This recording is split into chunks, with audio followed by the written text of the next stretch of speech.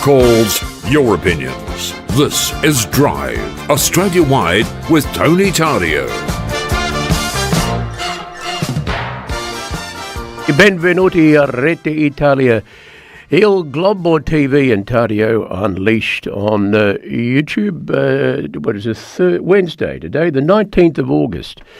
Oh, it's a special day today. Buongiorno, Daniele. Put your camera on, please. Come on. I've told you a million times. Buon pomeriggio, no buongiorno. Buon pomeriggio. Good afternoon. Okay, good afternoon. I can say whatever I like, you know. I sono cresciuto su una fattoria di banane. Che vogliono da me, italiani?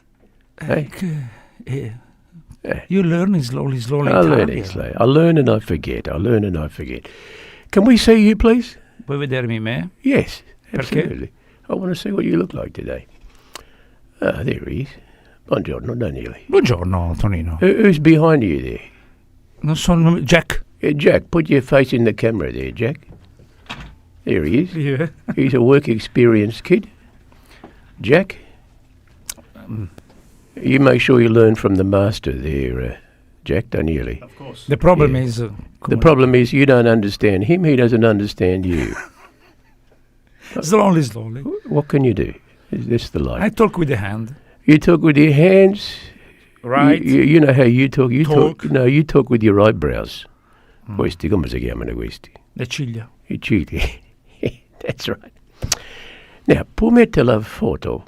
Due foto l'ho mandato. Can you Okay. put them up there, please? I want to say something.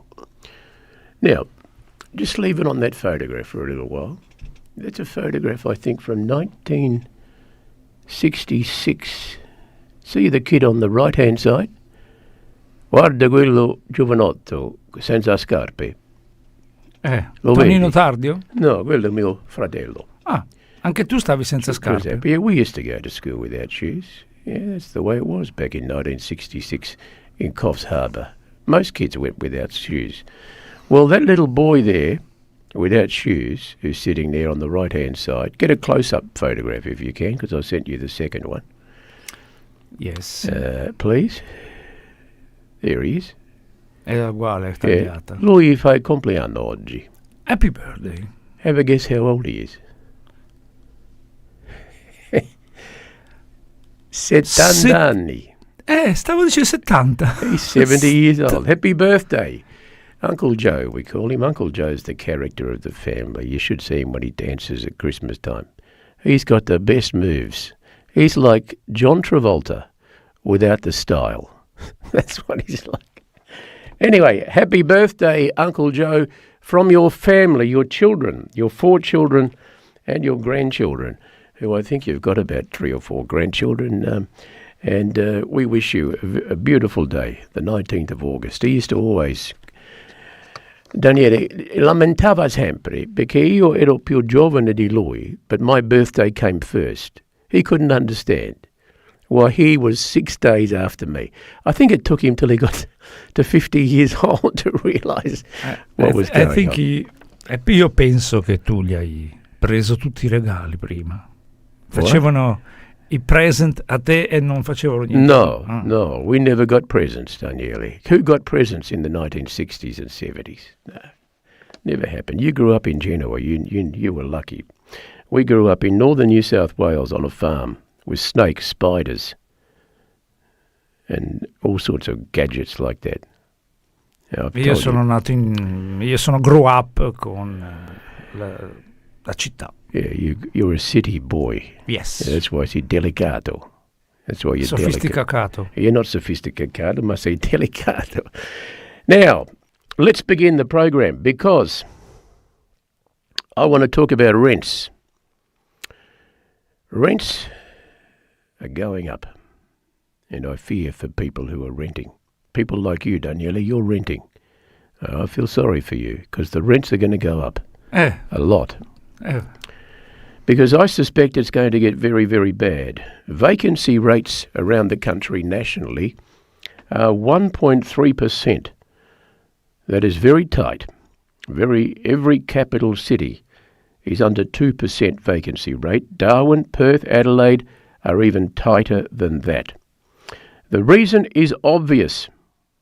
we don't have enough houses, and the pressure keeps building.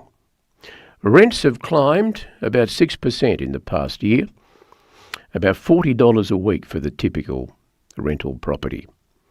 Now, stretch that over 5 years, and it's more than $200 extra every single week that people are having to pay. And people are already spending a record share of their pay just to keep a roof over their heads, and the system keeps squeezing them harder. The banks are arguing about what happens next. The NAB says the tax changes for investors announced by the Albanese government in the last budget are set to push rents in Sydney and Melbourne up by 25 to 30% over a couple of years. That is at odds with what the Albanese government is saying. The government's quoting Treasury, which says it expects rents to climb by only $2 a week.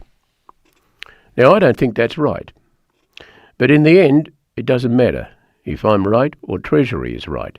It will be what it will be, and we will find out in the weeks, months and years ahead. The real problem is we are not building enough houses. Australia's population keeps growing. New dwellings just don't keep up.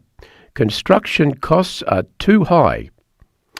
They are too high for many reasons, but one main reason is that the government itself, governments, federal, state and councils. In Victoria, a new house and land package costs $800,000. $800,000. Now have a guess how much federal, state and council taxes, levies and charges are of that $800,000. I'll put you out of your misery, Daniele. It is 43%. $373,000 of that $800,000 new house and land package are government taxes and charges. They include stamp duty, which is a tax on the land purchase that typically adds 9% to the total cost of a new home. GST on construction, a 10% tax on everything. Planning and zoning fees, that's 4 to 6%. Infrastructure contributions, which is council state levies for things like roads, sewerage and utilities, that adds up to 12%. Building code compliance, that's engineering, safety, environmental requirements, and they add 5 to 7%. Land tax, holding taxes on development sites that can add 3% to the final sale price. Then we've got council rates and other holding costs, that's around 2%, and then statutory fees, surveying, title registration, compliance audits, and they add up to 1 to 2%. So that is tax, on top of tax, on top of tax, on top of tax. $373,000 if you are in Victoria. It's even more in other states. In New South Wales, it's 50%. And then you have to add the cost of the tradies, who aren't cheap. They are now earning way more than anybody else. The government can change capital gains tax, which they have, negative gearing, which they have. They can change it all they like. The bottom line is what we need are more houses. And until they can be built cheaper, so normal people on normal wages can afford to buy them, then nothing will change in Australia. We need to build 240,000 homes a year. And every year we fall 70,000 homes behind. So if you are a renter, prepare yourself for some big increases that are going to come ahead. And also, when the government says that they introduce these capital gains taxes and negative gearing changes to make housing cheaper, they're not telling the truth. Yes, existing homes might be cheaper for a little while, but not for long. The changes that they brought in will do nothing to build more houses, which is the problem that we have. All right, Daniela, you should play a sting there at that point, but you forget every day. You want to play the sting now, please? I'll wait for you. Scusa, stavo preparando il guest che è pronto. That's all right. Just play the sting and then we'll be happy. Play the sting. The sting. Quale preferisci, il corto o il lungo? Let's play a long one. Ah, that's it. Now, do you reckon, Daniela, you could do that every day after I do my editorial? Por favor, questo. Can you do that? Might be. Yeah. All right. Excellent. Now, let's have a look at the news that's going on around Australia. The Sydney Swans have sidelined Isaac Heaney, Chad Warner, Nick Blakey, James Jordan and Riley Bice for the remainder of the AFL season, and that includes the upcoming final series. Follows an emergency board meeting last night. The chairman of the Sydney Swans, Andrew Pridham, and the chief executive, Matthew Pavlich, have determined the group committed a serious breach of expected club behaviour and standards. The disciplinary action stems from a late-night drinking session.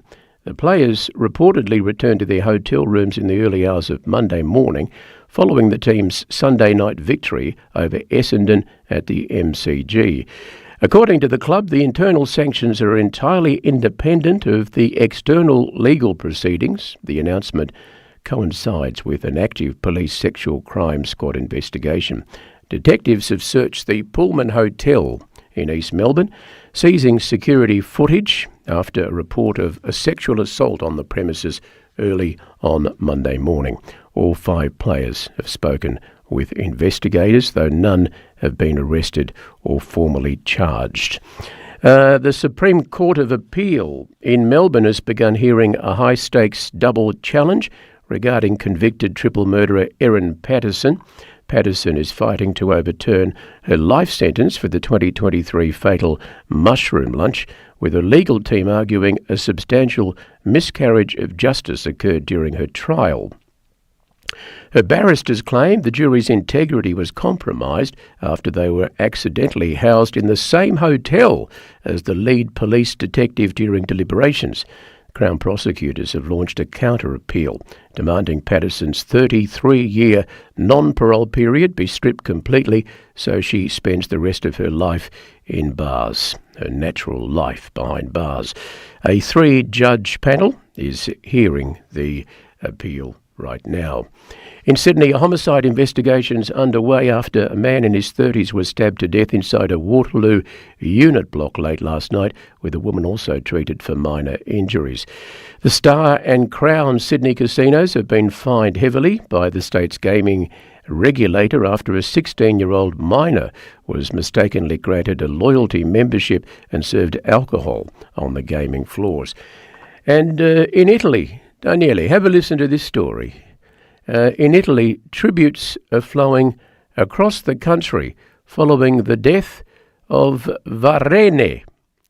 Rete is Italy's most iconic and successful trotting horse. He passed away from a heart attack at the age of 31. He was known affectionately as the Captain. Daniele, did you know about this trotting horse? Si chiama Capitano, il Capitano. È morte. Il cavallo? The cavallo. He's a trotter. Yep. He died at the age of 31. Yes. He's a legendary stallion. He dominated international harness racing, winning 62 times and earning a record €6 million in career prize money. That's goodbye, Varene. Goodbye, Il Capitano. May you rest in peace. Let's go to our first guest, I think. She's ready. La signora, la conosco. Yeah, now, this lady here is... Probabilmente la vedrò anche stasera. You're going to see her today. Well, you can ask her how she went today then. Her name is Margherite Giudice. She's a business lady. She's also been Lord Mayor or the Mayor of Brimbank Council, I think, some years ago. But we've got her on because she's a business lady, and I want to talk about small business in Australia. There she is. Margherite, good afternoon to you. Hello Tony, how are you? Ciao Daniele. Ciao Margaret. Ciao, stasera non ci vediamo perché ero lì fino adesso. Ah, ok. You're not going to see Comunque, buon her appetito. tonight. Grazie. She said, "Buon appetito." Yeah. Margaret, what club are you involved in that Daniele goes to? Club Italia And on Furlong Road in St Albans. Okay, well, a lot of people going along the Western Ring Road would And it is right. Oh, we're going to have problems with this line. Absolutely right. The Western Ring Road. Plenty of parking, wonderful food. Please come. Yeah, you're cutting in and out, Marguerite. Sorry. Sorry. The club is on the side of the Western Ring Road in St Albans. People driving along that road would see the club. That's right. And how many members do you have there? We've probably got about 700 social members, but foundation members, who are the ones that count, about 200. Right, now these are one of the bigger clubs, Italian clubs. There are Italian clubs all around the country. And I love these clubs because they are a wonderful meeting place for people now my age and even older who are getting into the retirement age, because it's a great way to keep in contact, leave the home, have some companionship in an Australian way. Absolutely. Different to what would happen in Italy, where they would meet in the piazza. That's right. That's right. And that's why these clubs were created, Tony, to actually have some of that socialising. Yeah, we're cutting in and out with your line, unfortunately. It's probably the internet. I don't know what Daniele is waving his finger. It's not him. Okay. Okay. Well, it's me, is it? Okay. Well, I'm going to walk now. I'm going to walk downstairs. Oh, Because well, I'm upstairs at my house. can you talk to So me I'm while going you to walk? downstairs. Yeah, I can talk while I walk. No problem. Well, that's wonderful. I'm a C'ha le walking camicie da Tony. I stirare. can multitask. Apparently you've got a shirt there to iron, Marguerite. That was my study/sewing room. Right. All right. Well, the reason we got you on today, Marguerite, was because you're a small business owner. You've been in the liquor business. Yes. Yeah. Tell me about your experience in that business. Look, we became small business owners in 1978. My husband always had a dream to buy a liquor store, and we did with my mum and dad, and we held that business for about 8 years, but we continued in the liquor industry for 46 years before we retired. And we saw so many changes come about through various state governments, laws changing. The most significant one, I think, at the time for us was the hours. On Saturday night, we would close the shop at 6 o'clock, and that was it. No, Saturday was 1 o'clock, and that was it.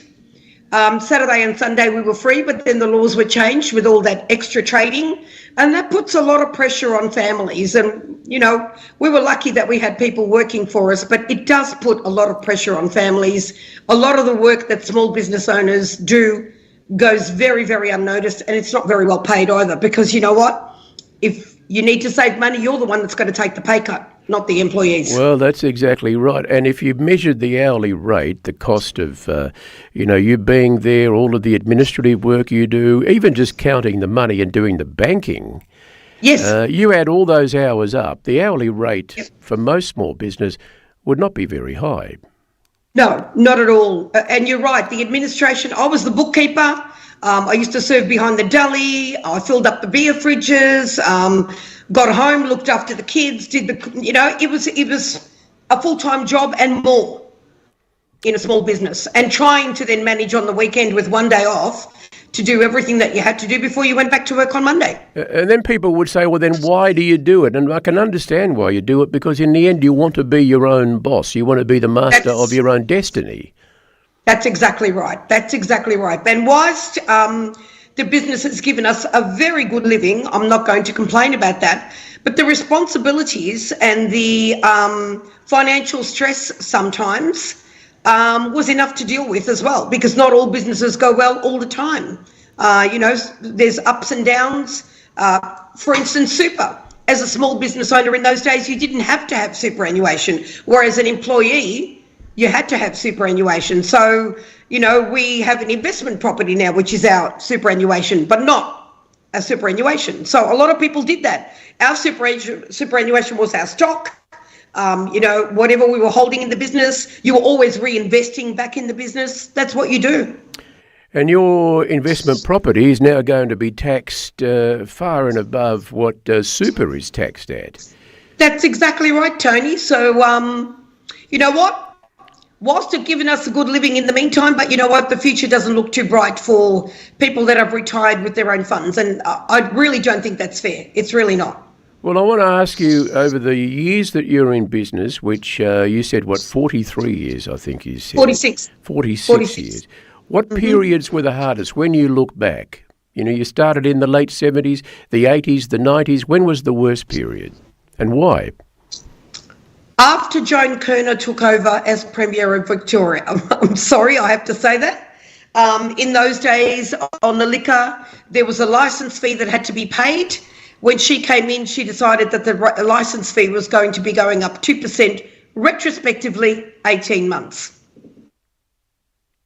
So you haven't earned that profit, but you have to pay it. Yeah, well, I think in that era, they needed money, a bit like what they need now. Exactly so right. They come after wherever they can get money when they need money like that. Now, you also did a bit of politics yourself because you were on the local Brimbank Council. Yes, I was. How did you find... Yep. Go on. Oh, around 15 years I was on council. Right, so you were on there for a while, enough to know how council operates. Do you think councils operate efficiently? No. There's a lot of wastage. It's too top heavy. People who are elected don't necessarily understand the financial side. I've come across councillors who were just normal everyday people, and all of a sudden when they get onto council, they're experienced in local law, they're experienced in planning, they're experienced in road management, they're experienced in everything. And I think, well, how did you gain all this knowledge overnight? Yeah, so is it a good way of organising local communities, Margaret, local councils?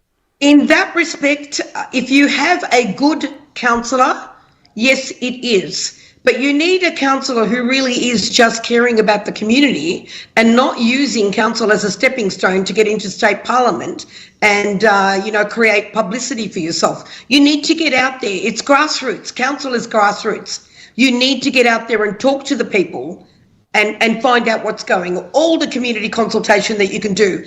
That's the best way of knowing your community. So we, the public, though, how do we know when we see a photograph of someone who wants to be on council, whether they're doing it because they really want to do it, whether they want to help, or whether they're using it to advance their career? That's a very good question, Tony. I wish I had the answer to that. But you know what? I would say that most people are there for the right intentions. But the trouble is that when they get in and they realise that there's so much red tape to go through, it's very, very difficult. And I liken this once to someone who asked me about how long it takes for a council decision. And I said, well, unfortunately, there's a lot of red tape in getting a decision through council. It's not like when you have your own business. You may decide tomorrow morning, right, workers, you're all coming in with a green T-shirt. That's your decision to make. You're the owner. With council, there's consultation and you have to look at the laws and state laws and federal laws and local laws, and all that takes time. And there's a lot of bureaucracy there that takes time to look at all of that stuff. So then it's up to the councillors to actually say, well, hang on a minute, is that the right decision to make or not? And that's why you need to know your local community. The other thing I think that we've seen in the last couple of years is corruption on local councils. I'm not sure about Brimbank, I don't know, but there was some in the Moonee Valley area. There was also some in the southeastern suburbs. You were there 15 years. How much of that did you see? There was a little bit. Brimbank did go through a bit of turmoil. A lot of it was involved, a lot of the involvement was for Labor Party versus independent, actually factions within the Labor Party. There's all that political stuff going on in the background. And that's very difficult because it really takes away from what you should be there. For me, I think personally what I've learnt is If you're not part of a party, then you should go on to council. If you're part of a party, don't bother, because eventually it's going to come back to bite you. Well, I'm thinking here as I'm talking to you, shouldn't it be something that the government, state government, should say, listen, it's best at local government area that people not be affiliated to any political party. It's better to just be a local in the area. Why can't we do that? That would be an ideal situation for me, Tony, because that would eliminate what I just said before. Sure, as an independent, you can always go and run for state parliament or federal parliament or anything like that. But as an independent, I think you have a little bit more credibility, because when you're part of a party, some of that party stuff creeps into your decision making, and it shouldn't be creeping into your decision making. It should absolutely be based on the information that you have in front of you. What's fixing a road got to do with party politics? What's building a community centre got to do with party politics? If it's needed within the community, then the council should make the decision, yes, can we afford it or can't we afford it? That's basically the only decision you can make. So how do parties get involved in decisions like that? I mean, I know Marybeck is one council, and I know Oscar Yield is out there, and they're always having these debates about whether to put, LGBT colours on roads and stuff. Now, to me, that is an absolute waste of money. And it is. And it is. So why are they getting away with doing it? Because the councillors, unfortunately, have voted to do it. For me, it's a waste of money. I'm sure that money would be better spent somewhere else. Communities are very much suffering at the moment. And the other thing, Tony, that we also need to consider is state government and federal government put up all these new programs. Oh, let's apply for funding for this program. Beautiful. Councils get the funding for the program. The councils deliver the programs. And then after a while, the funding is stopped. But the community is used to that program being delivered. So council then has to fund that program. It's got to take away from something else.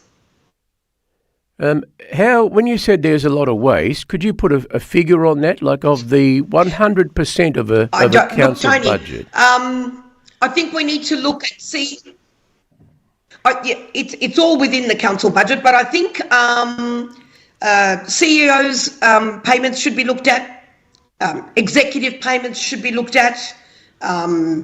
That is the top heavy stuff that I think people lack. CEOs are getting more than what the Premier of Victoria gets. Right. Now, let me ask you, because you were in council for 15 years and you were a mayor. Yes, do you think, twice, there you go, so you've got a lot of experience. Do you think there is any justification to pay anybody $500,000 a year to be the chief executive of a council? No, absolutely not. Absolutely not. Albanese doesn't get that much as the Prime Minister of Australia, I don't think. So a municipality, I can only make the example of Brimback at the moment. We've got over 200,000 people. Our chief executive officer gets a lot of money. I'm not quite sure how much it is, but I'm sure it's in that high figure of what you're talking about. Why? Well, that's what I'm asking you. You were the mayor. Absolutely. Why does that happen? Well, that's the way that the Municipal Association of Victoria and the state government have given leeway for that when they did a review of councils, and they put councils in 3 categories. Now, Brimbank is a level 3, which is a larger council, and therefore the pay rate for that council is higher for the councillors, but also for the people that work there. I think that money could be better spent, Tony. I really do. I really do. The other thing that I wanted to ask you about was things like, revenue collection things, which is parking fines, basically, which they are, really all they are is another way for the council to make money from its residents. Yes, and yes, you're right about that. However, like I said before, some councils are strapped that the only way of raising revenue is either through rates, parking, fees for their community centres and stuff like that. Some councils, for instance, Melton, they've got a lot of green areas that they can develop. So their rate base will continue to grow and grow and grow. Places like Brimbank, we don't have a lot of green areas for new areas to develop. So the rate base will always be quite stable. And that's when it becomes tricky for councils to manage that finance. Yes, but if you're paying the chief executive $500,000, and then the people under him even more less money, but up there as well, that's a lot of money that could be saved if the correct decisions were taken. The other thing is the government has tried to put a cap on how much councils can charge and increase their rates by. Otherwise, it would just go crazy, because what would stop a council from increasing its rates? There's no competition. It used to happen all the time before the rate capping exercise came in, Tony. I remember some councils were raising their rates 10, 11, 12%, which is absolutely ridiculous. It's madness, and that's a factor of them not being able to contain their costs. But what's happening now is they're trying to get by the rate caps by putting special levies in there for collecting this, for collecting that. That's got to stop too. Yes, it does. Yes, it does. And like you said, a better look at the budget and how you're spending your money is absolutely required, because at the end of the day, council is representing the residents who live in your councils. So councillors, get a better knowledge of that, and don't just pass the budget for the sake of passing it. Actually ask questions. Well, what's in it for the councillor to be tight? I mean, there's no reason for him to be. He's not running a business and it's not his money, so what do they care? That's the point, though, Tony. And it's very hard to see a chief executive officer who actually cares about the area that they're representing. Most of them don't even live in that area. Well, it's a structural thing, I'm sure. I don't know how you go about it. I mean, do you think if Kennett made council areas larger because there was a lot of duplication with the small council areas?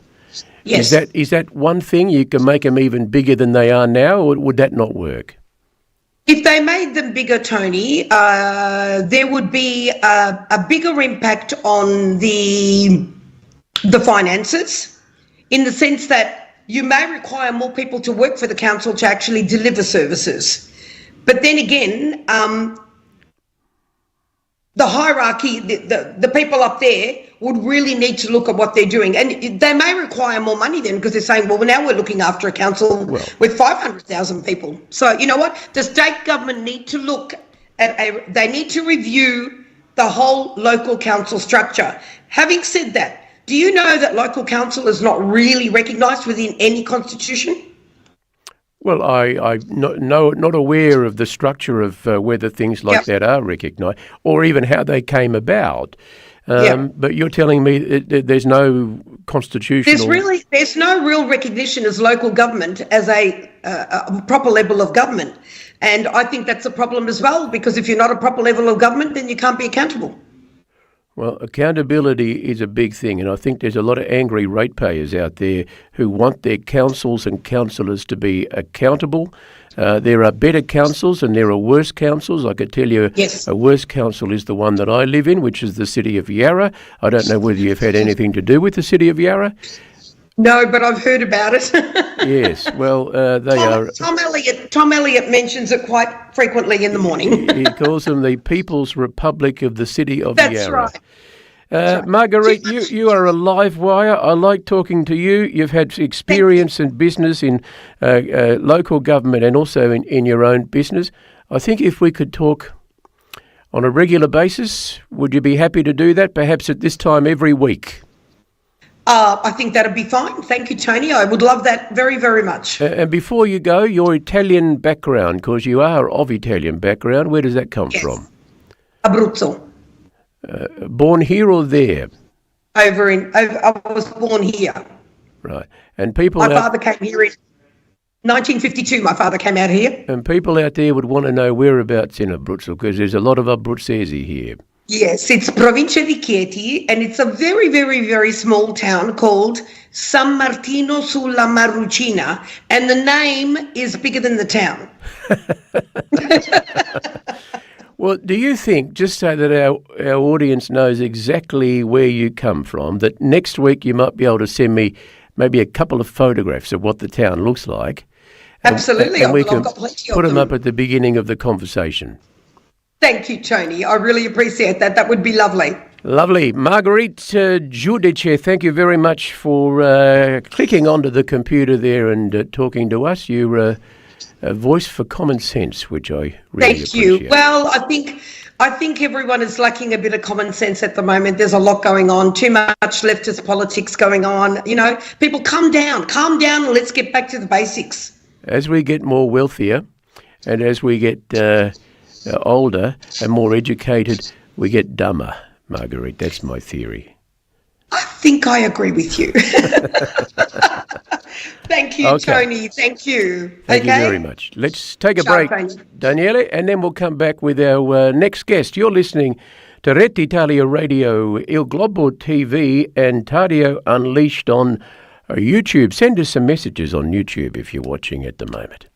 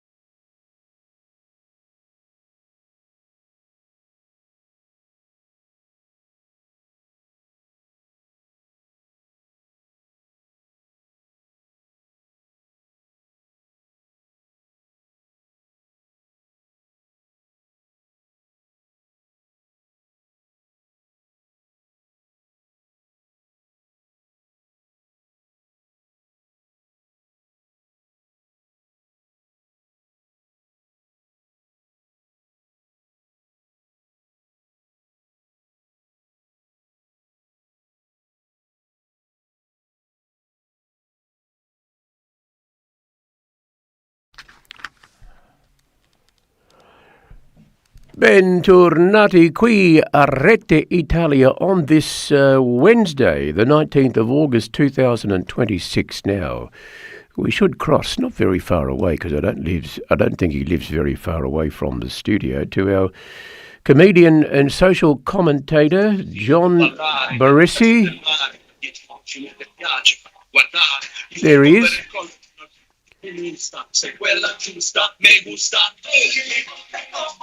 John, good afternoon. We can see you and we can hear you. Can you hear me? I can hardly hear you. Well, I'm talking as loud as I can. Have you got headphones you can wear or something? All I can hear is the music in the background. Well, there's no music that we're playing. Can you see me now? I can see you and I can hear you loud and clear. Well, you're listening to us in delay, so if you can turn that down. August 2026 now. We should cross, not very far away. Yeah, you're listening to us on the streaming, John, so if you can turn that down. Comedian and social commentator, John Barrissi. There you go. Now, can you hear me? Yes, I can. Okay, you're hearing us in real time. and you're James, seeing us in real time. how nice is that? Yeah, there's a delay when it goes out of about 30 or 40 seconds, something like that. So that can complicate things a little bit. Now, where are you sitting there? I can see. This is my home-built studio. You've got a home. Did you build your studio just for us, John Baresi? Just for you.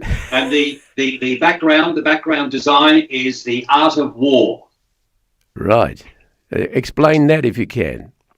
Well, you've got to be very careful as to how to approach your enemies. And the Japanese knew how to do that better than anybody else. And I think because some of the subjects that we're going to be talking about, we just want to be a little bit careful and know who our enemy is. Well, the Godfather did say, keep your friends close and your enemies closer. And you're Sicilian, so you'd probably go by that as well. I think that's tattooed somewhere in my subconscious. Now, John Baresi, you are a comedian normally, but you've lived a long life. Not that you're old, but you've been around for a long time, like me. And over that time, you accumulate a bit of knowledge. You also accumulate a bit of wisdom. And one would hope so. You accumulate a few ideas as to how you think things should be better or what's wrong with the place. And that's why we want you to have free rein to say exactly what you think. Within the law, though, John. We have to stick within the law. Well, it's the world according to Baresi, okay? Well, you've got a name for the segment already. I think I called it something like that, but we'll go with that. I like that. Now, what's the world according to Baresi? Tell me. Well, this week, as I surf through, the social media and YouTube, there's a gentleman by the name of Topher Field on YouTube. I'd recommend people. I know listening. all about him. He's the guy that talks about state politics and he analyses things. And not that I've seen a lot of what he does, but I think he analyses it pretty well.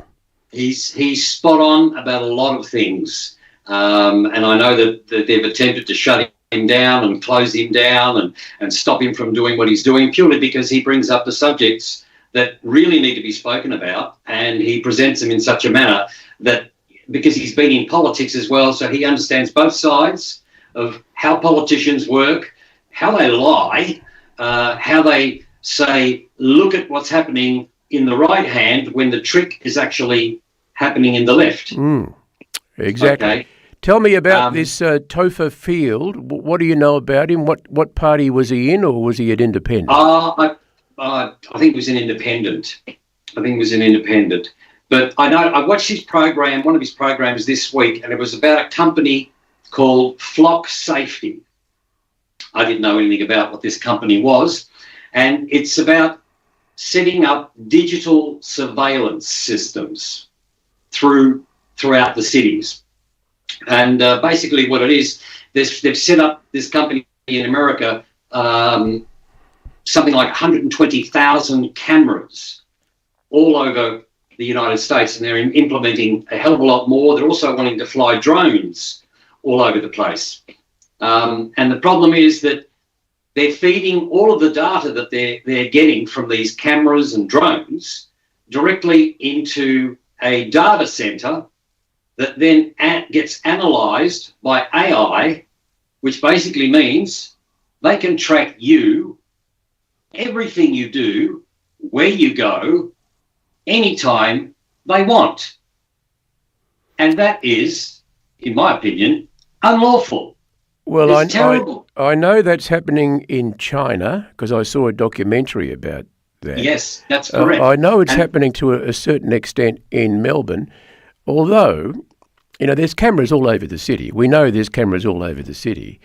But about a month ago, I had my car tailgated by a bus. He was turning left into Queen Street. His tail just hit my car, just enough to cause $3,000 damage. It's a little dent, but it's $3,000 damage.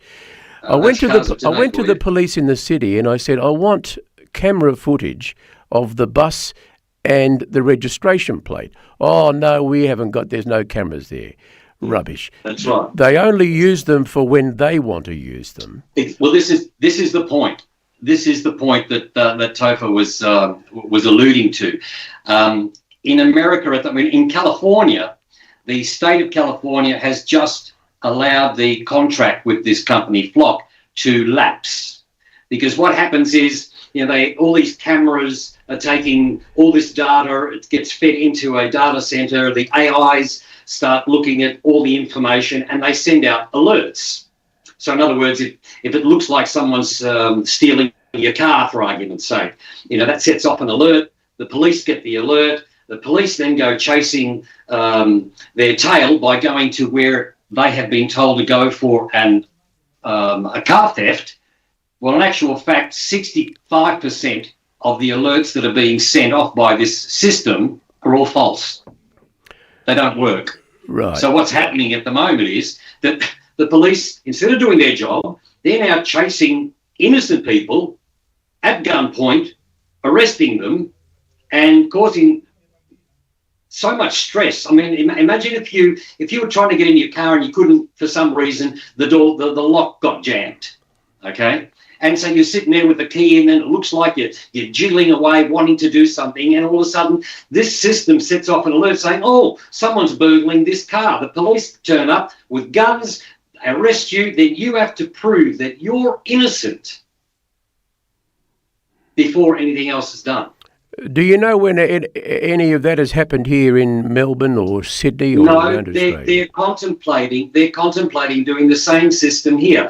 My understanding is at the moment that Coles, through a company called Palantir, which is the military company I know about Palantir, big company in the United States. That's right. Well, they just used some of their technology to use in their stores. So basically, every person that comes into a Coles store, whether you like it or not, you're being photographed, you're being videotaped, and all the data is going into a database. Now, the thing I don't like about that is that they're even taking photos of your children. Okay? We don't know where this data is going. We don't know what these people are doing with these photographs of children. Now, I don't know about you, but for me, whenever I went to see my children and grandchildren perform at a school play, I wasn't allowed to take a camera, wasn't allowed to video anything. Why? Because there were other children involved. Okay? So if that's the case, then what the hell is Coles using Palantir and taking photographs, not just of me, but of my grandchildren, my children, your children? I mean, wake up, Australia. These people are building a prison wall around you, and what they're doing is they're saying, oh, we're doing it for your benefit. We're doing it for your benefit because we want to catch the criminals. Now, you may remember, Tony, what it was like in 2020. We had to listen to everything that the Premier said that was backed up by supposed, medical experts who now it's all been defunct. And now we're realising that that was the biggest scam that the world has ever seen. Now, do you want to wait until someone builds a prison wall around your house using the excuse that they're protecting you? I don't want to wait that long. I don't want the wall built. I'll keep it as it is for now. Well, I hear what you're saying. The other thing is it's a privacy issue. I mean, you should be able to go about wherever you want to go, what shop you want to go into. Obviously Coles are looking to see whether you're stealing. They're looking to see what you buy. They're looking to see where they put their stock. They've got internal cameras anyway. Yeah. Okay? They've got internal cameras and someone's sitting there looking at those cameras regardless. So what they're actually doing is they're using you as an individual as their pay packet, because they're selling all of that footage of you, where you go, what you do, which aisle you stay in longer. They're selling that. So they're making money out of you going to the store, just doing your daily shopping. They're selling you as a human being. You know, You're a product. I think a lot of people would be surprised and disturbed by hearing that this is what's happening in stores like Coles. And as far as I know, they might have they might have signs saying under surveillance, but the extent of it would not be known. That's right. I would have thought people should know about this sort of stuff. Well, this is the whole thing that Topher was saying, that we need to make this subject such a toxic political issue that any politician who decides to get up and accept or support this type of system in place, then knock them off at the knees. Don't vote for them, and they will not want to touch it, because they're all in about getting voted in. So if any of them start talking about this subject matter, then I think the public needs to stand up and say absolutely no to this, because the next thing is the social scoring. Okay, you know, if you're a group, or you go somewhere that the government might think, oh, we don't like these people because we don't like, you know, how they're attacking our political view and so on and so forth, you're a target, and they'll treat you like a criminal until. Well, already on social media, people are targeted for their political views. Absolutely. And it's a concerted effort by, I mean, obviously the state government, the federal government, I don't know, I see it here, they've got people on social media who are pumping out stuff. The former Premier, Jacinta Allen, was putting stuff on Instagram out the front of a pie shop, out the front of a banh mi shop. They've got an army of people doing this sort of stuff. That's right. And I'm sure also watching on social media and then countering or doing that trick that you said, you know, look over here, but it's over here trick that they were doing. I think people need to get smarter, but I don't think they are going to get smarter. John. The old story of, you know, divide and conquer, like I just heard in your previous interview with Margarita, you know, about councils, you know, maybe make them larger so that they can work better. Well, if you notice, what they keep doing is they keep cutting them down and making them smaller. Divide and conquer. Divide everybody up into little groups, and you can be able to control one little person and, you know, offer them something, and they'll control the entire region. Where if everybody sticks together as a country, as a unity, as a people, no government can change that. So what they do is they break things up, make the community smaller. Now they're going to have these 20-minute cities where you can only go 20 minutes within. That's it. Well, they might not even legislate that, but they do it by de facto when they put all these bike lanes in that make it almost impossible to drive your car within a reasonable period of time from one suburb to the next. Now, Tony, I live in the inner city. Now, there's a road near where I live which has got the biggest bike lanes, bigger than the actual road for cars. Yeah. Now, on a Saturday and Sunday, it's bumper to bumper all the way up that road. And how many bikes do you think I see, John? Tony, one of my comments will be in the next couple of programs, bike riders. They're not my favourite people, but that's for another episode. But you're absolutely correct. Well, I've got no issue really with bike riders, John. What I've got an issue with is that if you're clogging up the city because you want to be a bicycle city, which Melbourne will never be a bicycle city, and neither will Sydney. How could you go from Bundeena to the Northern Beaches in Sydney on a bike? You just can't do it. What they're doing is, if you've noticed, they're dropping the speed limit. They've dropped it from 60 to 40. It's going to go to 30. In some places it is 30. Yeah. Well, 30 kilometres. I can run 30 kilometres an hour. I can walk backwards faster than 30 kilometres an hour, John. I can push my lawnmower faster than that. I tell you why I think they're doing that. Because obviously the more you lower the speed limit, the more speeding fines are collected. Oh, absolutely. Absolutely. And they change from one set of traffic lights to the next set of traffic lights. you know. Now, the interesting thing is with these cameras, if, for argument's sake, if you were standing on the corner somewhere and you were just, you know, with a video camera on a corner, just filming away, there's no problem with doing that, okay? But if I filmed a car and then kept filming it and then kept filming it and then kept filming it, that'd be classified as stalking. And I'd be in jail because that's against the law. Well, So, that's an even bigger topic about, you know, stalking with your mobile phone. There's a lot of young men who have appeared in court charged with that sort of stuff. yeah. Well, these companies like Flock and Palantir and all these other companies, because there's quite a few of them, they'll video you at point A, and then the next block they'll pick you up again, and then at the next block they'll pick you up again, and then on the next block they'll pick you up again. Well, isn't that the same as stalking?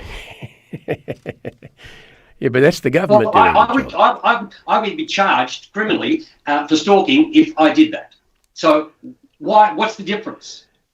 John Baresi, I can see I'm going to enjoy having our conversations in the weeks and months ahead.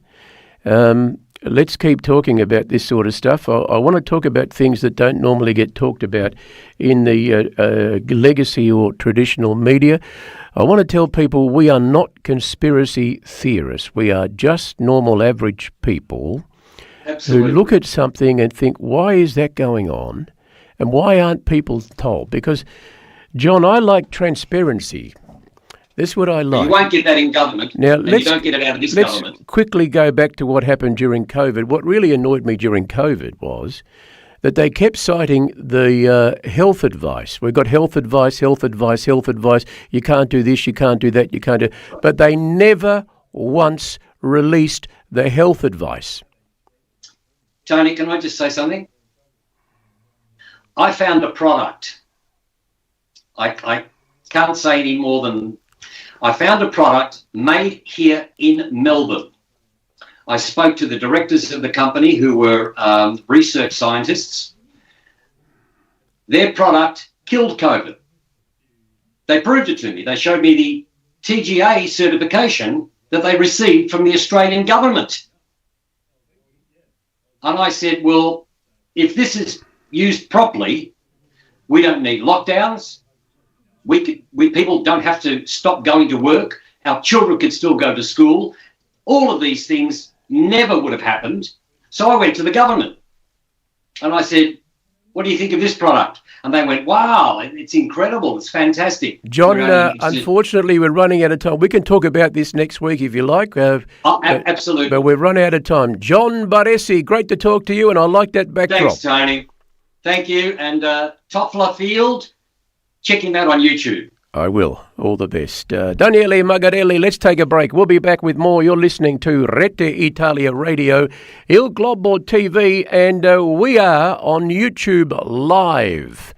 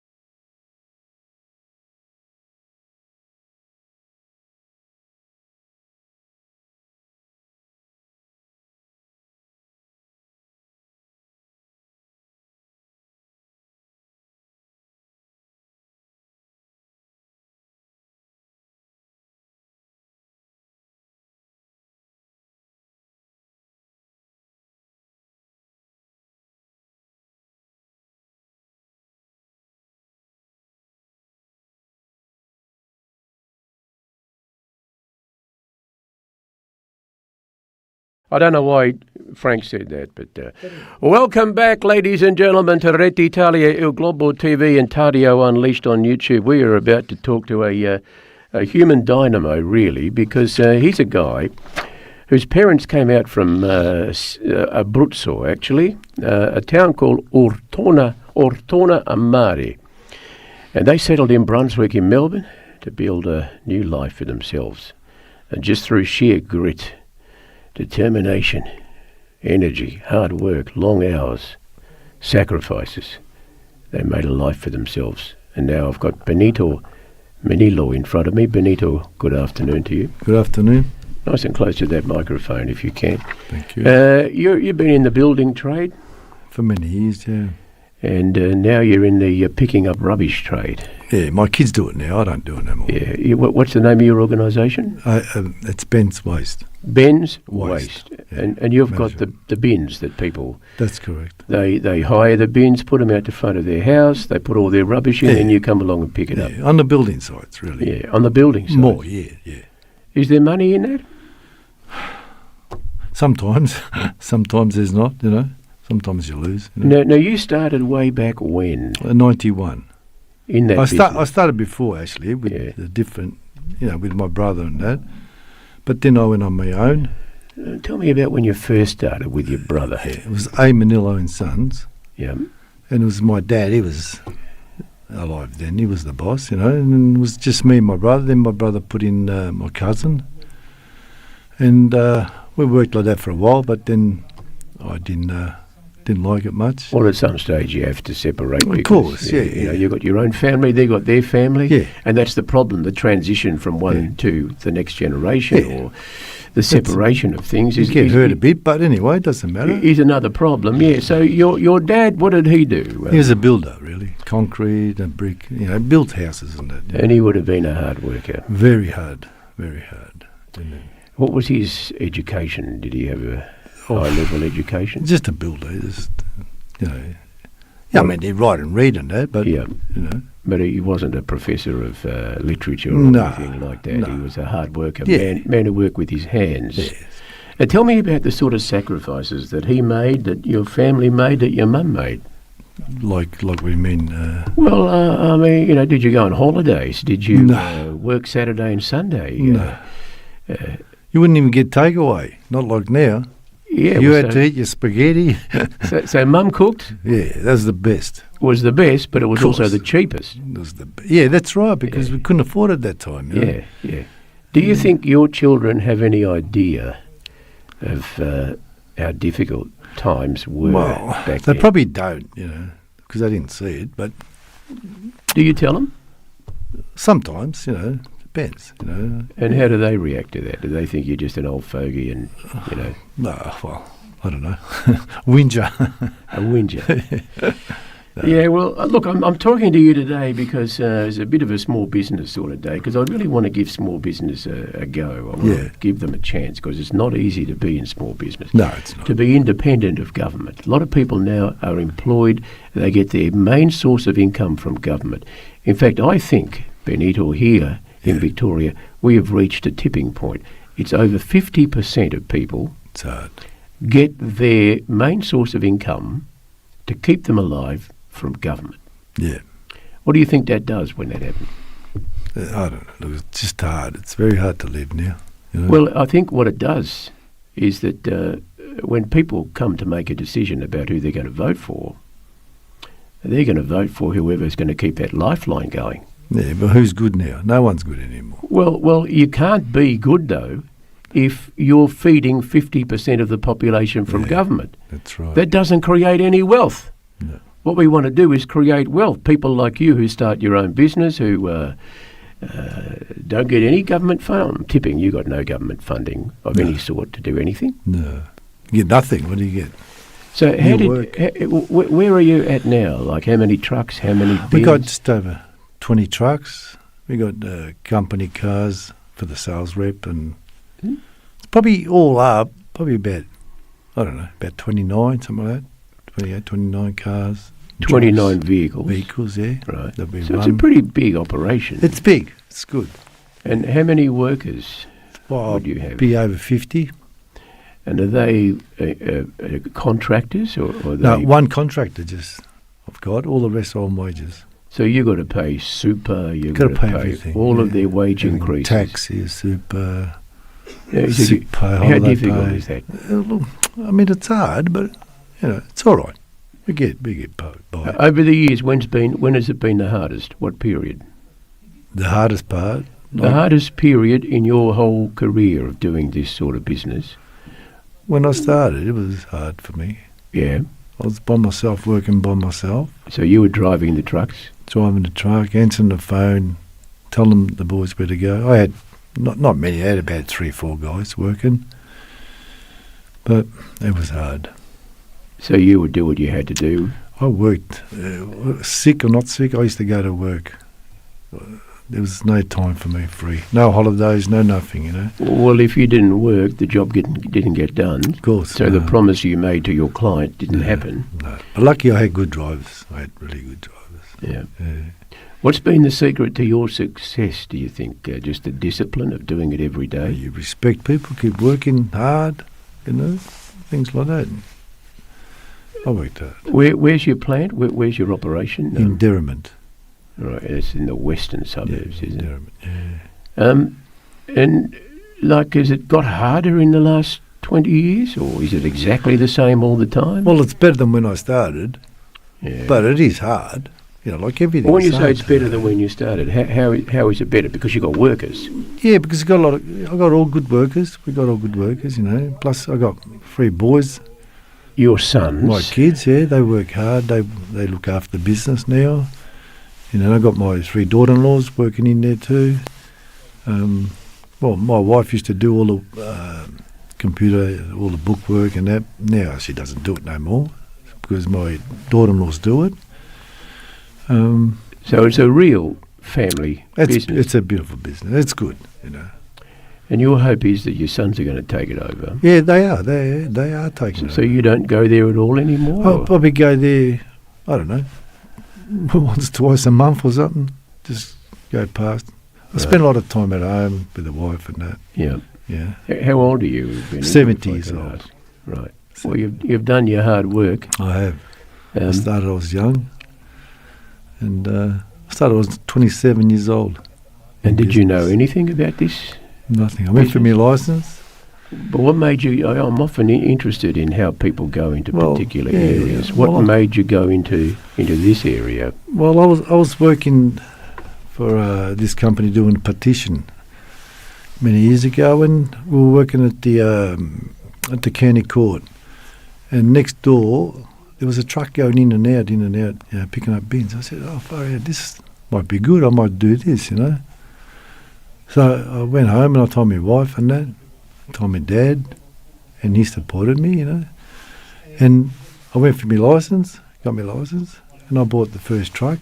And the licence is the licence For to the drive truck, the drive the truck. truck. That's it. There's no licence to dump waste. Or No, anything like that. no. Just for truck, truck licence. And I went for that and I got it, and I bought a truck. Got my brother in business with me together, with my dad, 3 of us. And that's it, we kept going. And plus, because I used to work on the building sites, I knew a lot of builders. So You reckon that might have been your advantage, that you knew the builders? Of course. Otherwise, it's very hard. Who are then going to use you for their waste. Because the only way you're going to do is going to get houses and that, if you advertise. But building sites are very hard to get in, Mm. Yeah. And it's getting harder and harder anyway on the building sites. Did you have to be in the CFMEU, or did you have to get No, to you know didn't. the CFMEU? No, you didn't have to be nothing. No, it was all right. And what about your workers? Are they in any In sort of union? No union. If there was a union, what would happen? Well, they will have to go in it, otherwise stop us working. Yeah, and you can't have that. No. So you just have to... No, we're lucky that we don't need a union, we can go. And how long have you had your workers? Like, have you got people there that have been with you guys? Oh, I've had blokes there for over 21 years working for me. I had this guy called Joe. He retired. He was with me for 21 years. Got this other guy, Mark, his name's Mark. He left and went to work for someone else, and then he come back asking me, can you get my job back? Did you give him his job back? Or? Yeah, give it back. He's a good driver. Good bloke. Now, Good tell worker. me about Ortona Amari. Obviously, it's near the beach. It is. That's why it's called Amari. But, have you been there yourself? Yeah, I did. 11 years ago. We went to Italy. And what did you think Nice. of the place? I love it. It's beautiful. I'm going again next year. I'm going to go again. Yeah. Yeah. So you've effectively retired now. What are you going to do with yourself? Travel, I guess? Well, I'm going to go overseas because I'll be 50 years. I'm married with my wife, so we'll go and have our anniversary there, Yeah, right. Well, you've got See. 1,500 bins. Yeah. Oh, easy. How do you keep track? It's all in Have the you got computer. that's computerised? Yeah. Have you got like a thing that Tells you where the bins where are? the bins are? No. Yeah, I know what you mean. Yeah, No, a we tracking have device tracking that tells device. you where the bins No, are. And how much does it cost What's that? to hire a bin? There's all different sizes. It starts from a 2 metre. Yeah. Well, give me an idea of how much it costs. I don't even know anymore. No? Well, No. How much did it cost when you first started? Well, when I started, it was probably, I don't know, $50, $60 for a small bin. For the weekend? Yeah, but now probably a small bin would probably cost you about $400, $450. Right, so something it's gone like up that. 10 Yeah, times. it's gone up a lot. Yeah. But then we got the real big ones, like 30 metre ones. Now they're probably about $1,800, $1,900, something like that. And dumping is a big thing now because, Very big. in the old days you just go to the tip and you dump it and no one cared what you had in the bin. No. But now, whether it's asbestos or No, could be you a can't. contaminant or anything like that. You can't. But you don't worry about that. You just give them the Asbestos, bin. yeah, I do. With no asbestos, not allowed. Yeah, but it's not your job to make sure that they don't put asbestos Yeah, in we there. do. We do, yeah, because it goes back to the yard, because we got a recycling yard too. Right. They dump all the, and I've got all the guys working on the ground picking up, like timber and metal and all that stuff, and all that plaster, cardboard, all that stuff like that. And we divide everything. Otherwise, in the dirt too, because if you go to the tip, you'd be paying a lot of money, Yeah. It's $200 odd, something like that. What do you do with the metal? Is that all recycled? So we got Boss Metal Group too. We own Boss Metal Group too. Well, tell me about that. I don't know anything that's about big. That's getting big. That's your organisation. Yeah, my kids, You're all fully of us. owned. We own that, yes. Mhm. We own that. And is that like something that happened out of this company? So then you Yeah, thought from there, my kids opened it up. They opened up Boss Metal Group because they, they were, we get a lot of steel in that, and now we expand everywhere. We're all over the place. Boss Metal Group, it's a big company. Well, when you say you're all over the place, you got little yards everywhere where that... No, we haven't got the yards. It goes back to Derrimut, all the steel in that.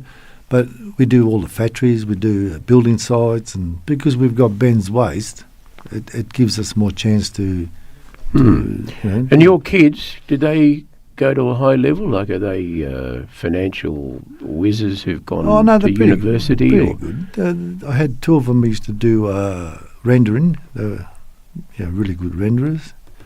Mark, he was doing tiling and stuff like that. And then they came in with me and that. I've taught them a lot, and that's it. They take over now. They're good. Benito, what do you think when you hear people say, "Oh, I can't get a job," or "I, just can't make ends meet," or "I can't get a roof over my head," or "Government's got to help me do things," or I don't know.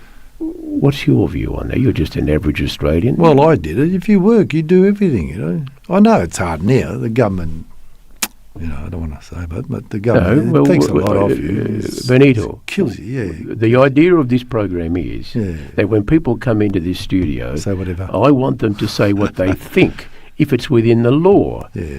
Now, providing it's within the law, you can say what you think. Yeah. Well, I reckon the government's made it hard for everyone. Which government? The Labor government. Federal? There's Labor federal and there's Labor state. Which one? Well, state, federal, both. Both. It's hard. It's just hard for the young kids. See, I worked hard and I did all right, Built a beautiful house, beautiful car, nice, beautiful family. But, you know, it's just hard for these young kids. What's your hope for Australia? What's your hope for your family? What's your hope for the business you've created? I hope it keeps going the way it's going, you know. At my age, what do I want anymore? I don't want nothing anymore, really. I'm all right, you know. I just want respect and love, you know, that's all. That's all I want. Well, you've worked really hard, Benito, and your entire family. I mean, when Australia went looking for migrants, Yeah, and they got Italian migrants, they got good people. they did. They were honest, they were humble, Yeah. and they were here to work hard.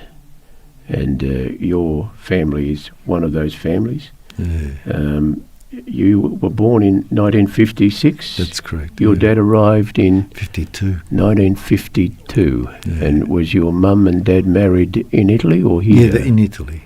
They done a runner anyway. They used to The A romantic, the romantic way. Yeah. And are they still with us, or have they passed No, they on? passed.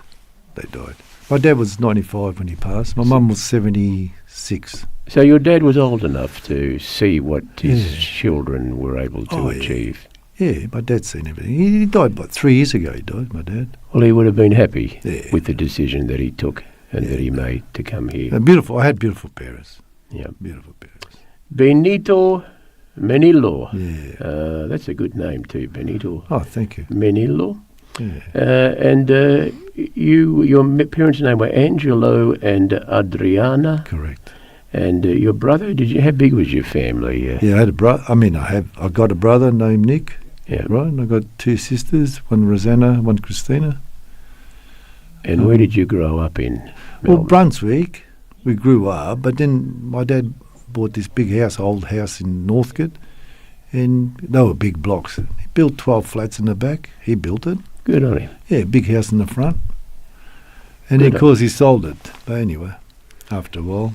Benito, thank you very much Thank you for so coming much. in and No worries. telling us your story. You brought some photographs in, but I'd like to talk to you at Yeah. some stage about another project. Yeah, with yeah, those sure. photographs. So, Thank you so much. we can capture your life story. Nice talking to you, Tony. All Thank the you best. so much. That is Benito Menilo from That's Ortona Amare. Amare in Abruzzo. That's it.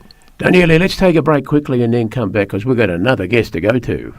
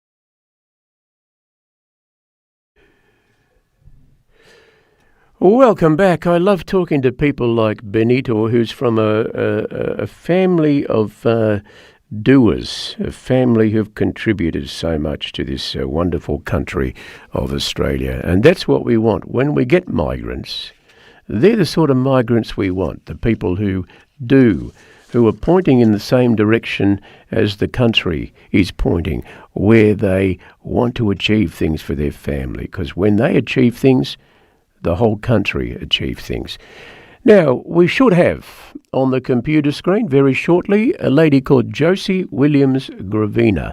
She is off to Italy, I think in about 3 or 4 weeks, to try and find a bit more information about her family. There she is. Josie, good afternoon to you. Afternoon, Tony. Can you turn your phone sideways maybe, because then we can get a full picture of you. There, Okay, hang on. there you Is that go. better? There you go. We've got Okay. we can see you fully now. Oh, good. Now you're from Leeton in New South Wales, but you're in Melbourne I at the am. moment. Is that a mobile phone you're talking on? Yes, I am. All right. Well, that's good because this is the first person I'm talking to in this way on a mobile phone. Cool. But we need to be able to see you. So you're holding that, are you? Yes, I am. How's that? Is that better? Yeah, that's better. Now, Josie, you're a lady who likes to find out about the past, I particularly certainly do. about your family's past. What have you found out so far? Because I should say, we are related. You're my third cousin.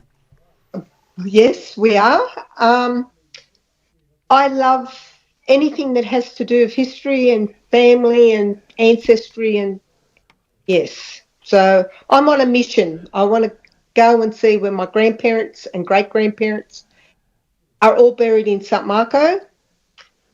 So tell me what you know so far about your family and how you've gone about finding all that information out.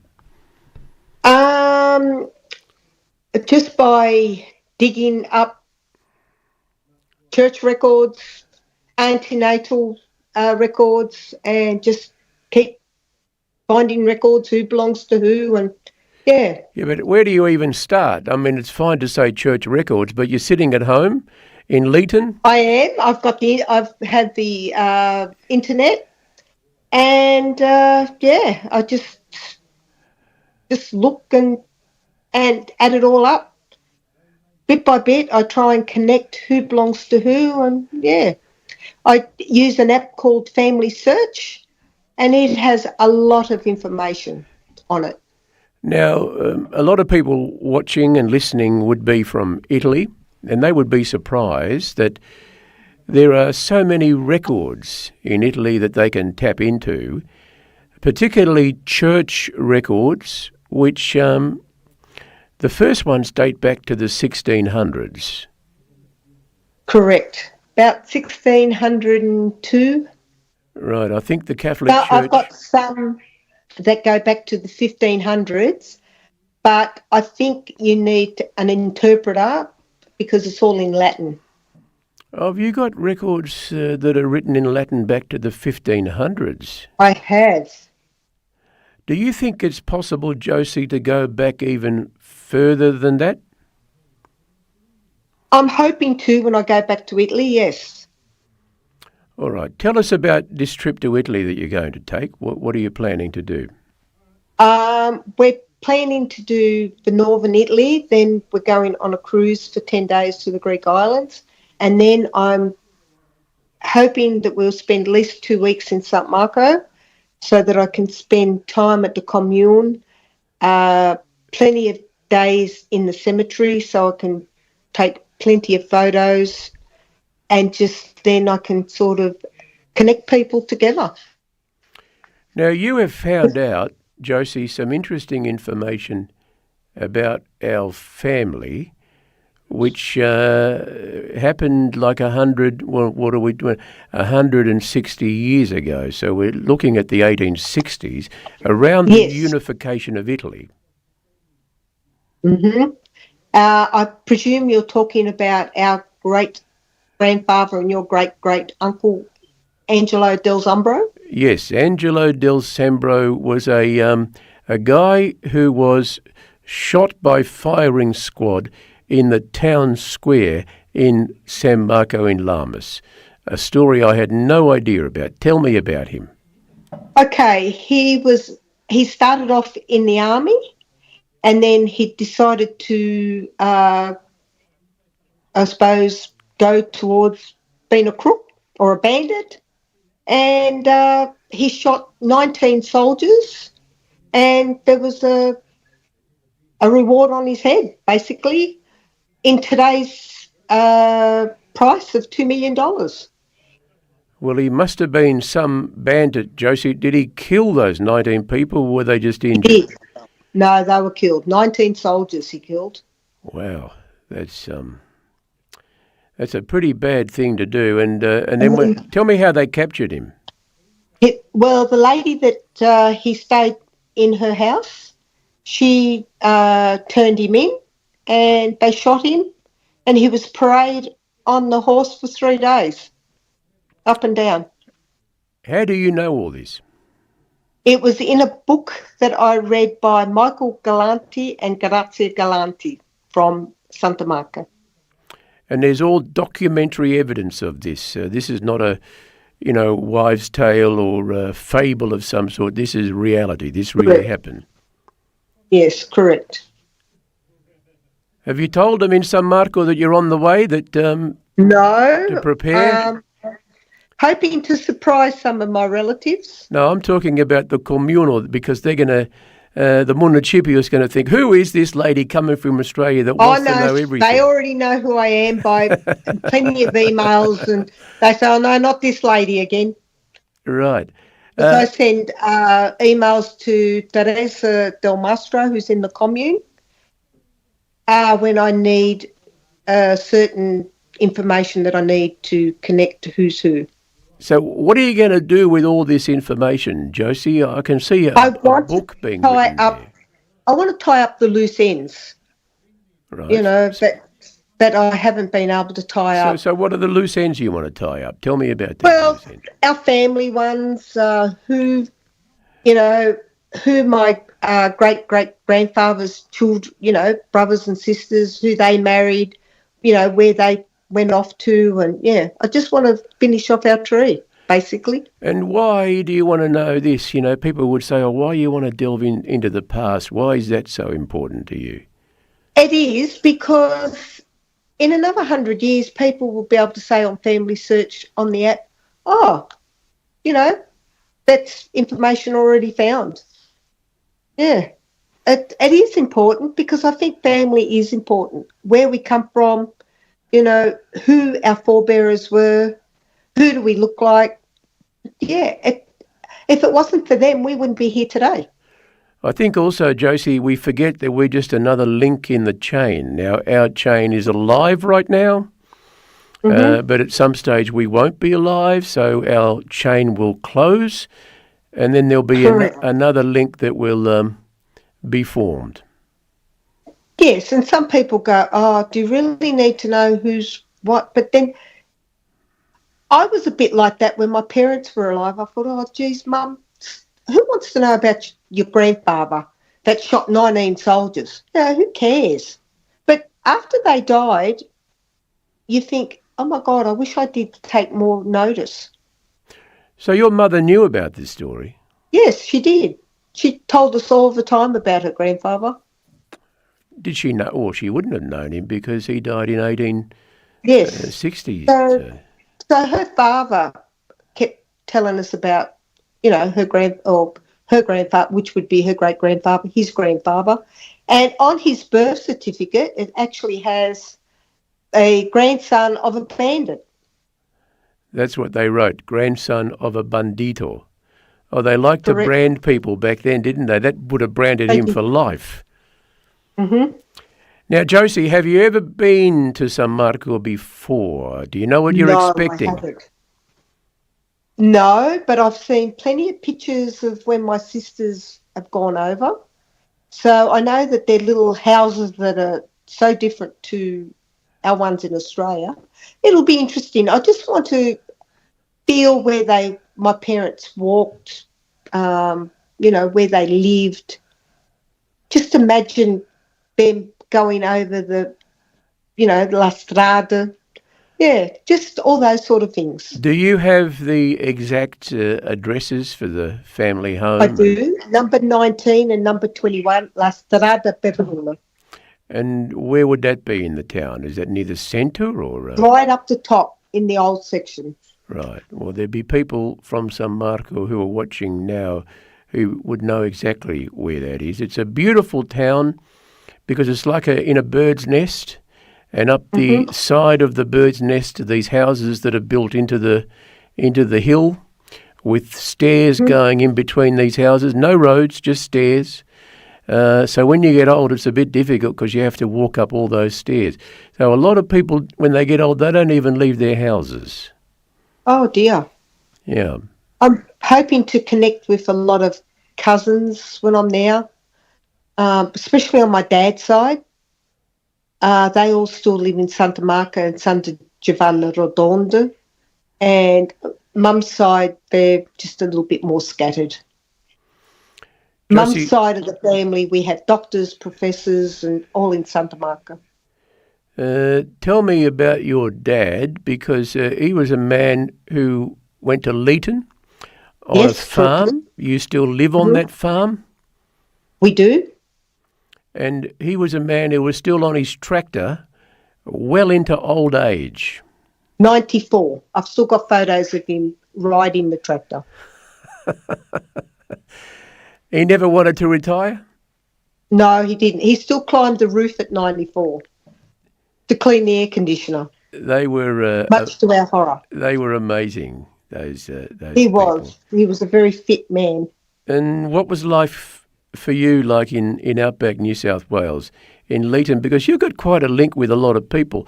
I should tell people in Sydney that you've got a link with John Barilaro, who used to be the Deputy Premier of New South Wales. Correct. Explain that link. He was married to my niece, Deanna Garvin, my sister's daughter. So we had that link, yes. And did he come to family functions? He certainly did. He came to Mum and Dad's wedding anniversaries, Mum and Dad's birthdays, Dad's funeral, Mum's funeral. Yeah, he was at all our family gatherings. Well, I'd like to talk to John Barilaro at Yes. some stage, because I think he's gone back into politics after having left politics. He has. He's joined the Albury branch of the National Party. The National Party. Josie, when do you leave and when do you come back? We leave on the 2nd of September and we come back on the 26th of October. And do you think, with your mobile phone there, that we'd be able to catch up with you? You certainly can. When you are in San Marco in Lamis? Oh, I'll look forward to it. Now, you know what I'd like you to do? I want you to sit on that seat where Joseph Tuziani used to sit. Oh, you know he's related to us, Is he? Tony? Is he? There's a statue there of him sitting on that seat. So when we talk to you next time, if you could be sitting on that seat, if you've got Wi-Fi or something, in 2016 I went to San Marco and they didn't even have Wi-Fi. Didn't they? I used to have to go to the next town to get it, but I think they've got it now. So they've hit I the hope big so. smoke. Otherwise I'll have to take a portable one with me. Yeah, no, I think they've got it now. Josie Williams Gravina, I hope you find all the answers to all the questions that you have, and even more. I'd love to know a little bit more about that, the bandit in our family who created all that destruction all those years ago. Don't worry, Tony. I will be digging up as much as I can. He actually fascinates me.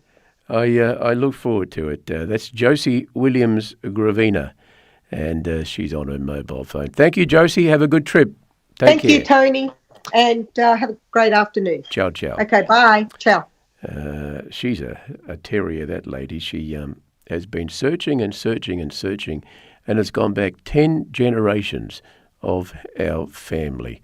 And it's quite something to see your grandparents and your great-grandparents and your great-grandparents and you know the date they were born and the date they died, and you realise there's a beginning and an end, and we are just a link in a chain. And at the moment we are at the end of the chain, but at some stage we will just be part of that chain. Now, we are hoping very shortly to cross to northern Italy, a place called Rovigo, which I think is near Padua, in the sort of toward the Veneto area, because there's a gentleman there that we want to talk to called Antonio Francesco Marzullo. I love these Italian names. Antonio Francesco Marzullo. Now, Antonio has been listening to Rete Italia for years. There he is. Antonio, good afternoon or good morning to you. Oh, good morning for me and good afternoon for you. Hello, Tony. È un piacere essere qui. Grazie per l'invito. It's very good to see you. Now, we can talk a bit of Italian, but we have also an Australian audience, so you do speak English, don't you? A little bit. Well, let's see how we by. go. Antonio, now you would listen to Rete Italia and you'd send us messages on WhatsApp. How did you come across us? Oh, well, to cut long story short, a few years ago I was introduced to a person born in Melbourne, but with Italian heritage, because his parents were from the same town of my nonna. The town was Ferruzzano, in provincia di Reggio Calabria. So a relationship between this person and me started. And on one day, he sent me a message of your program, an interview that you had done to a person from that town. And well, I listened to that interview. And I said, wow, I like this program. And you know what I did? I started listening to all the old episodes available on the app. Wow. So in a few months, I listened to, I think, 3 or 4 years of the program. And that's what happened. Well, that's quite amazing. I did not know that story when I suggested that we talk here. You listen at home or in the car while you're driving? Is it a bit weird to be listening to something 20,000 kilometres away when you don't know anything about these people? Well, I listen to your program when I have free time, and generally when I do some chores at home, or while driving, or while I'm working out at the gym. Just a bit of each episode at a time, probably half an hour a day. And what does it give you? I guess it gives you a connection to another country, which, by the way, have you been to Australia? Never. I've never visited that part of the world. So what do you think of Australia from listening to this program? Well, I knew that Australia was a good country, but listening to your program, I realized that it's even greater than I thought. It's a young country with a lot of opportunities there, and that's why young people that I know of moved to Australia, and they're happy to live there. I see a lot of Italians, young Italians, and they are all happy to come here, and when they come here, they all want to stay. The thing is, when I go to Italy, Antonio, I want to stay there, because I see your towns, your beautiful beaches, your beautiful food. And if you drive around Italy, you know, you go from one mountain and there's the valley and then there's the mountain in the distance. It has the most magnificent landscape, which you don't see in photographs. You can't get an idea of it. You only get an idea when you're driving around Italy.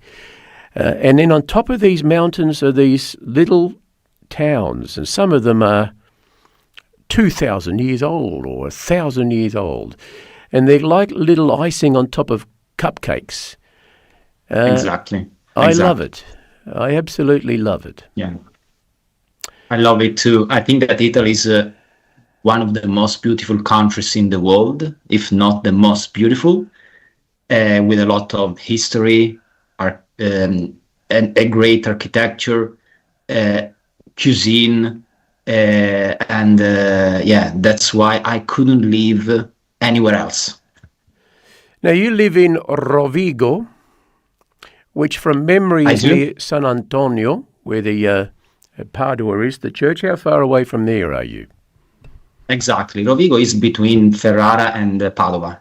How far from Padua? 40 kilometers. I've been there several times. Very close, very close. Yeah. Have you seen the cathedral, San Antonio Cathedral? I've been inside the cathedral. I've been to San Antonio. I took a photograph there. I've been to the market. I think I bought a hat in the market there. It's a beautiful. The scenery is very green. I remember it being lush green. I don't know if it's always like that, but it was green when I went there. Yeah, it's amazing. That city is amazing. Tell me about Rovigo. And Ferrara is amazing too. Well, Rovigo is a small town. There are about 50,000 people here. I like living here because despite being close, we have everything we need daily. So facilities, the train station, schools, high schools. There are also branches of universities of Padua and Ferrara here. I like living here. Were you born there? Sorry, can you say that again? Because your voice disappeared for a while. Were you born in that town? No, I was born in a lovely town called Paola, in the south of Italy, provincia di Cosenza, in Calabria. I lived there. I studied there, even a university, because the university involved was only 20 kilometers away from my place. But, after graduating, I had to leave. Job opportunities there were not good for me. So after a few days, I moved here. I looked for a job, and I found one. And 21 years have passed. You're there. Yeah. Now, what did you study? What did you study at university, Antonio? And what did you go on to do for a job? I studied economics, and I found a job in a private company in the financial sector. And how come you speak English so well, given that you're from Calabria? And I know Calabria is like where we come from in Puglia. English still isn't a big thing in those towns, although it's getting more and more with the younger generation. How come you speak English so well? Well, probably the young generations are better than mine at speaking English. But you're right, back then, not many people were able to speak English. What happened to me? I was one of them who couldn't speak English at all, despite having studied English for a long time. But when I graduated, I had more free time, to be honest, and I decided to invest my time learning a language. So it's a journey that had started 21 years ago, and back then was a little bit difficult because I didn't have the same opportunities, the same sources we have now. But with thanks of my consistency, I think my skills have improved, and now I can speak not perfectly, but I think I get by. Antonio, if I was marking you, I would give you 10 out of 10 for your English. I think you speak very well. And I'm amazed how well you speak. Now, was that part of listening to the podcast that they used to put up? Was part of that you wanting to hear English and learn English? Yes. It helped. It's helping me a lot. Your program, definitely. And now this new program, I listen and watch too. So thank you. Well, Antonio, you tell all your friends in Rovigo, in Padua, and all of that area that there are Italians in Australia, and we're talking about you guys. My aim is to cross to Italy as often as I can to talk to people in Italy about what's going on there. So almost every day at 5:30, which is early morning. I think it's, what time is it there now? Nearly 10 o'clock. So at around about this time. Exactly, not even 10. Yeah. Although, when do you change your hours? Because that's going to make it a bit earlier. In October. All right. So we've still got another at least 2 months to go. Are you on holidays at the moment? Everybody in Italy is on holidays. I'm on holiday. Are you? Most people are on holiday during these 2 weeks. Yeah, I'm on holiday too for 2 weeks. And where do you go to the beach? Do you go to? A lot of people go to Rimini. I know that was not very far from where you live. It's not very far. It's the closest beach is 1.5 hours from here. Rimini is about 2.5 hours, if I'm not wrong. I prefer going to the mountains, though. Oh, the mountains, it's right. cooler. Not the beach. Yeah, exactly. Actually, Antonio, I saw a story, I think I saw it today, where in Italy, they've launched a massive statewide or nationwide crackdown on people who go to the beach, a public beach, and put their towel in a spot and then go away and protect their spot. Now, if the police catch them, there's a fine of €500 to anyone leaving their towels, umbrellas or deck chairs unattended overnight or for long periods. Have you caught up with that? I haven't heard that news, though. Where does it happen? Well, that's what it says here. Apparently, people are doing this all the time. They leave their umbrellas and deck chairs and towels on the beach the day before and then come back and they've reserved that spot. Italians are well organised. Oh, yeah. So they are ready for the following day. Yes, that's right. To go to the beach. Yes. I didn't know that. Antonio, do you get around Italy very much? Have you been to Sicily? Have you been to Rome, all of these places? Because a lot of Italians don't. Yeah, I've been to Rome several times. I've been to Venice, which is very close to Rovigo, several times too. I've been to Sicily twice. Yeah, I don't travel much, but I visited a few places. I've also been to the US and Canada, but I'm talking about a long time ago.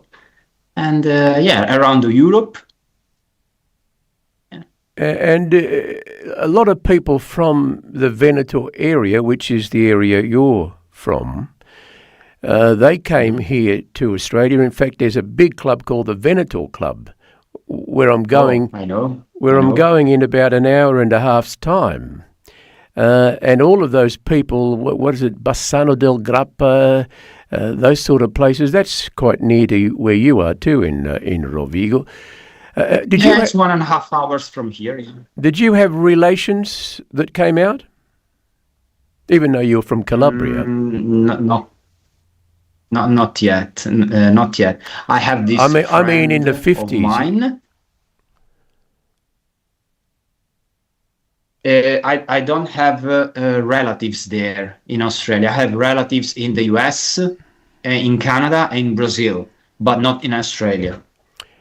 Tell me about your papa. What did he do? Was he a well-educated man who worked in industry, or was he a farmer like a lot of people were? Well, my father works in a nursing home, and but is going to retire this coming January 2027. My mother works too in a public office, and yeah.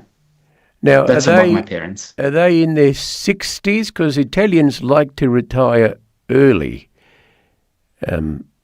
because they get a pretty good pension over there. Can you tell me how that works? They are in their 60s now, and about the retirement age in Italy, now it's 67 years of age and a few months.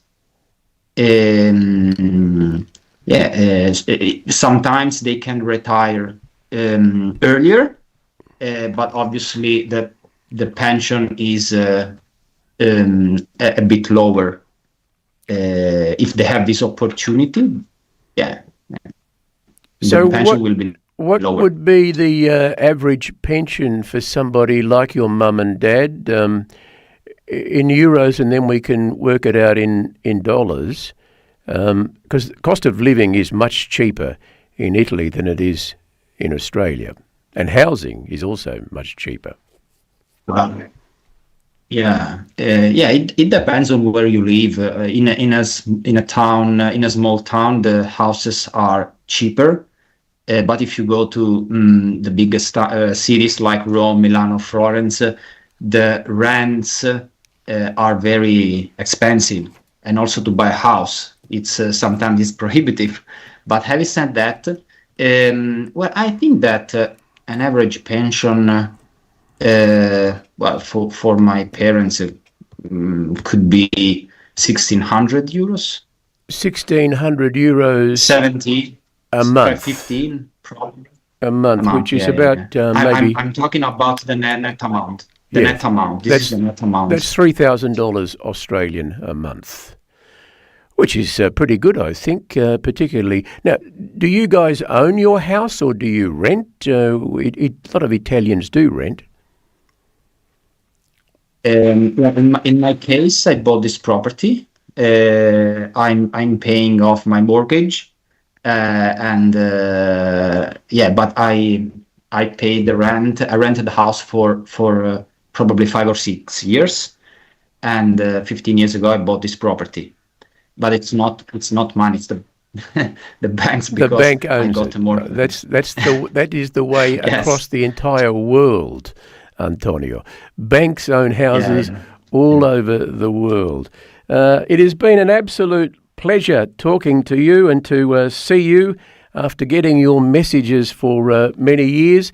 Wonderful to hear your story about how you came to hear this little podcast that we do from these little studios in a place called West Brunswick in Melbourne, which was around here is where the Italians came in the 1950s and settled in timber houses that you probably wouldn't recognise. And you would think, how did they live in those houses? Because they look like they're going to fall down. But they're still there after 60 and 70 years. And there you go. So, Antonio, what do you do for the rest of your holidays? Oh well, I have to do some chores at home. I have to paint a room. Sorry if you are hearing some dogs barking. I have 2 chihuahuas. Sorry for the noise.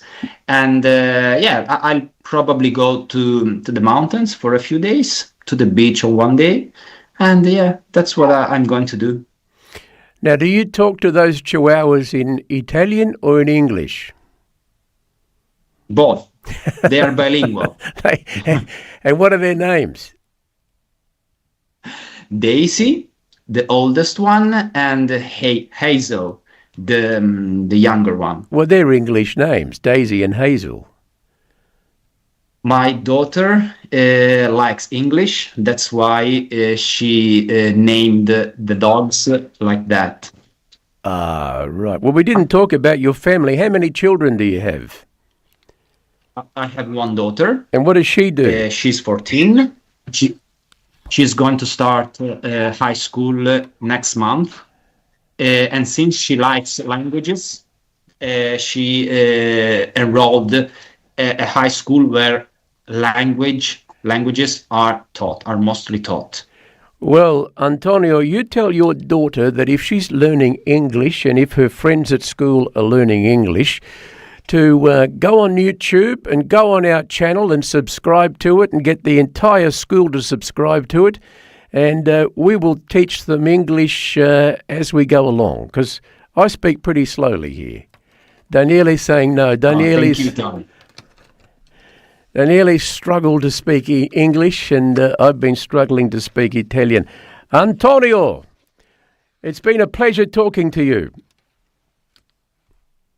My pleasure, Tony. Veramente è stato un grosso piacere. È un grosso piacere per me parlare con te. Hopefully we can do it again. Sicuramente, sarà un piacere. Antonio Francesco Marzullo. That's a big name Antonio's got there too. How come, Daniele, you don't have a middle name? Sì. All the Italians, they got middle name. How come you only Daniele? You're plain and simple, boring old Daniele Magarelli. I have a middle name. Well, what's your middle name? Giovanni. Well, that's what I'm going to call you from now on. Daniele Giovanni Magarelli. Yeah. Well, how come you've kept that secret all these years? I've known you 20 years. How come you kept that a secret? Non lo uso. Well, I'm going to use it. Come ti chiami the middle name? Yeah, I don't have Giuseppino. Giuseppino? I don't know. The name, my middle name is the name of my nonno. At work, al mio lavoro, mi chiamavano Tiberio. Come Tiberio? Antonio Tiberio. Why? Tardio. Because I used to pretend I was a Roman emperor. Tiberio. We better finish, Daniele. Yeah. We're going overtime. You got to go away somewhere, haven't you? No, venerdì. Oh, tomorrow. Friday, I cut your show. Ciao.